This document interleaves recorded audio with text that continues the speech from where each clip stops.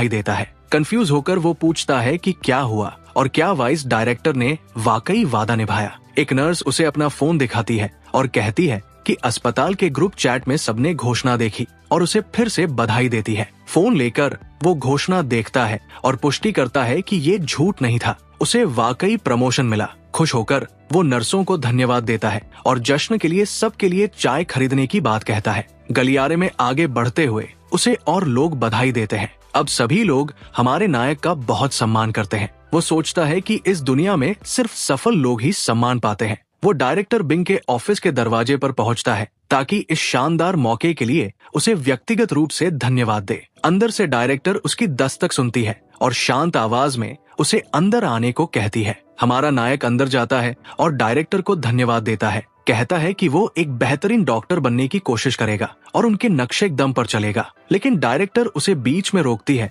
और छोटी मोटी बातें छोड़ने को कहती है क्योंकि उसे आज से आउटपेशेंट क्लिनिक में मरीज देखने शुरू करने हैं। वो बताती है कि उसे पहले ही प्रमोशन मिल जाना चाहिए था, लेकिन उसकी अनुभव की कमी के कारण उसे हर चीज की रिपोर्ट उसे देनी होगी। मुस्कुराते हुए हमारा नायक सहमति देता है और वादा करता है कि वह उनके सभी निर्देशों का पालन करेगा। बिना देर किए डायरेक्टर अपने दस्तावेजों पर ध्यान देती है और उसे जाने को कहती है, लेकिन जाने से पहले हमारा नायक कुछ अजीब देखता है और डायरेक्टर से पूछता है कि उसकी आंखों को क्या हुआ है। पास से देखने पर उसकी आंखें बैंगनी और चिढ़ी हुई दिखती है, जो बताता है कि वो हाल में अच्छी नींद नहीं ले पाई। डायरेक्टर कहती है कि ये कोई बड़ी बात नहीं, बस पुरानी सूखी आंखों की समस्या है जिसे आई ड्रॉप से ठीक किया जा सकता है। हमारा नायक चिंतित होकर उसे आराम करने को कहता है क्योंकि सेहत जरूरी है और फिर अलविदा कहता है। लेकिन जैसे ही वो जाने वाला होता है, डायरेक्टर अचानक खड़ी होती है और उसे बुलाती है। अपने चश्मे को ठीक करते हुए